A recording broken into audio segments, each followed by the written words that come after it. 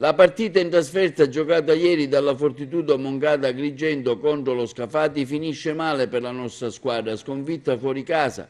La partita è bella ed equilibrata, ma non si riesce a sbloccarla. Il punteggio è di 83-76 per i padroni di casa, nonostante la buona prestazione di Pelli Williams che realizza ben 24 punti.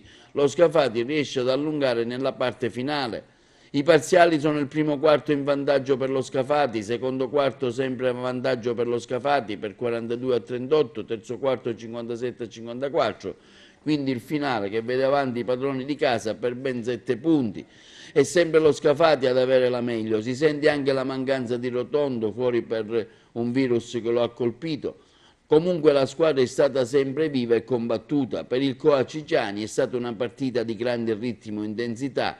Era uno scontro diretto tra due squadre e pari punti in classifica. Scafati è stata lucida e cinica. Credo che sia stata una partita di grande ritmo, di grande intensità, di grande aggressività.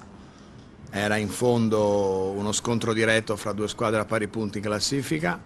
Noi siamo stati capaci di giocare, di portare la partita secondo le nostre progettualità per un certo periodo, ma sicuramente per un numero di minuti troppo basso per poter pensare di venire a giocare e vincere a Scafati. Scafati al contrario è stata molto lucida, molto cinica nell'attaccare le situazioni di debolezza o di non particolare consistenza che noi avevamo, soprattutto nei periodi del quintetto piccolo che oggi per i 3 falli immediati di Guariglia abbiamo dovuto utilizzare per più minuti rispetto a quelli che ci sono abituali e quindi abbiamo sicuramente sofferto a livello di rimbalzi e di consistenza dentro l'area, perché poi se andiamo a leggere i punti di Ammannato e di Sherrod, ma anche quello che dalla nostra necessità di chiudere l'area poi gli esterni hanno preso in quelle situazioni.